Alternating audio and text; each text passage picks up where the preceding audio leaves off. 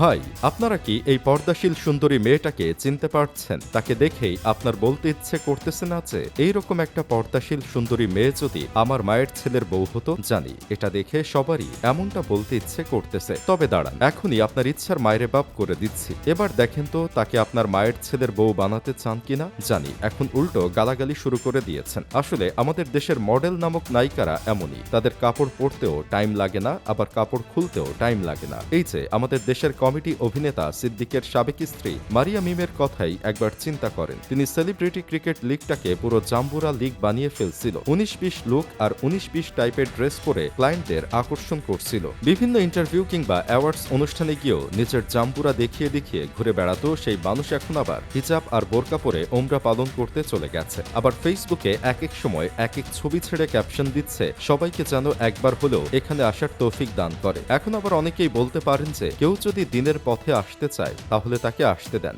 এভাবে মজা করার কি দরকার? কারো পরিবর্তন দেখে মজা করতে নাই। তাহলে শোনেন ভাই, এরা 2 দিনের জন্য পরিবর্তন হয়। এই যে এখন দেখতেছেন যে তারা পর্দা করছে, ওমরা পালন করছে, কয়দিন পর দেশে আসার পর দেখবেন টাকা কামানোর জন্য আবার উদলা হয়ে গেছে, নিজের ইঞ্জিনের পার্টস দেখিয়ে টাকা ইনকাম করছে। তাহলে 2 দিনের জন্য কেউ পরিবর্তন হলে তাকে নিয়ে কি বলা উচিত? এসব দেখে আমার বন্ধু ভণ্ড মাহি বলতেছে এরা বোধহয় মনে করে দুনিয়াতে থেকে পাপ কাজ যত আছে করে নেই, কয়দিন পর আবার সেই টাকায় ওমরা পালন করে নিব, হজে যাব, তাহলে সব গুনাহ মাফ হয়ে যাবে। তাদের যদি সত্যি এমন ধারণা না থাকতো তাহলে ওমরা পালন করে এসে কেউ কখনো আবার উদলা মাতারির মতো জাম্বুরা দেখিয়ে বেড়াতে পারতো না। বাংলাদেশে এমন আরো অনেক মডেল আছে যারা ফেসবুকে লিখে আমরা কখনো হিজাব ছাড়া চলাফেরা করব না, কিন্তু কয়দিন পর আবার দেখা যায় তারা ঠিকই গানে হিজাব খুলে নাচানাচি করতেছে। রাজ রিপার কথা মনে আছে, যিনি সেলিব্রিটি লিগে একটা চার মারছিল, কিন্তু সেই চার দিছিল না বলে গ্যাঞ্জাম লেগে গেছিল। সেই রাজ রিপাও একবার বলছিল তিনি কখনো হিজাব খুলবে না, তিনি দিনের পথে চলে এসেছে, কিন্তু কিছুদিন পর ঠিকই দেখা যায় তিনি সিনেমায় শুটিং করতেছে। এদের পরিবর্তন দেখে আসলে শয়তানও কনফিউশনে পড়ে যায়, কারণ শয়তানও বুঝে না যে তারা আসলে এই মানুষকে